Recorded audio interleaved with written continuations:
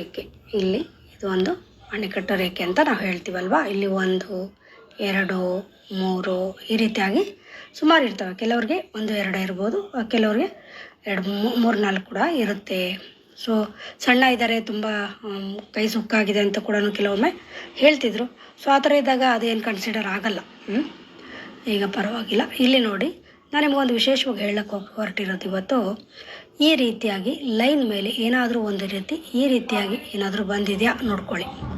ಅಂದರೆ ಬೆಟ್ಟ ಆ ಥರ, ಗುಡ್ಡೆ ಥರ ಈ ಥರ ಬಂದಿದ್ರೆ ಅದು ಮಧ್ಯದ ಬೆರಳು ಕೆಳಗಡೆನೆ ಈ ಥರ ಬಂದಿತ್ತು ಅಂದರೆ ಇವ್ರಿಗೆ ನೇಮು ಫೇಮು ಬೇಗ ಸಿಗುತ್ತೆ, ಭಾಳಷ್ಟು ಯಶಸ್ಸು ಗಳಿಸ್ತಾರೆ. ಅಂದರೆ ಮೊದಲಿಂದ ಇರಲ್ಲ ಅವ್ರಿಗೆ, ಸೊ ಮಧ್ಯದಲ್ಲಿ ಯಾವಾಗಲಾದರೂ ಅದು ಬರ್ಬೋದು. ಆ ಥರ ಕಾಣಿಸ್ಕೊಳ್ತು ಅಂದರೆ ಇವ್ರಿಗೆ ಅಚಾನಕ್ಕಾಗಿ ಧನಪ್ರಾಪ್ತಿ ಆಗುತ್ತೆ. ಧನಪ್ರಾಪ್ತಿ ಆಗೋದು ಅಂದರೆ ಇವರು ಅರ್ನ್ ಮಾಡ್ತಾರೆ, ಇವರು ದುಡಿತಾರೆ, ಅದಕ್ಕೆ ಪ್ರತಿಫಲ ಸಿಗುತ್ತೆ. ಕೆಲವೊಮ್ಮೆ ಏನಾಗುತ್ತೆ, ಯಾವುದಾದ್ರೂ ಆಸ್ತಿ ಪಾಲಾಗೋ ವಿಷಯದಲ್ಲಿ ಆ ಥರದಲ್ಲಿ ಯಾವುದಾದ್ರೂ ಬರಬೇಕು ಅಂತಿದ್ರೆ ಅದು ಬರುತ್ತೆ ಅಂತ ಹೇಳ್ತೀವಿ. ಅಥವಾ ಯಾರಾದರೂ ಇವ್ರಿಗೆ ಗಿಫ್ಟ್ ಡೀಡ್ ಕೂಡ ಮಾಡ್ತಾರೆ ಅಂತ ಹೇಳ್ತೀವಿ. ನೀವು ಕೂಡ ನಿಮ್ಮ ಕೈ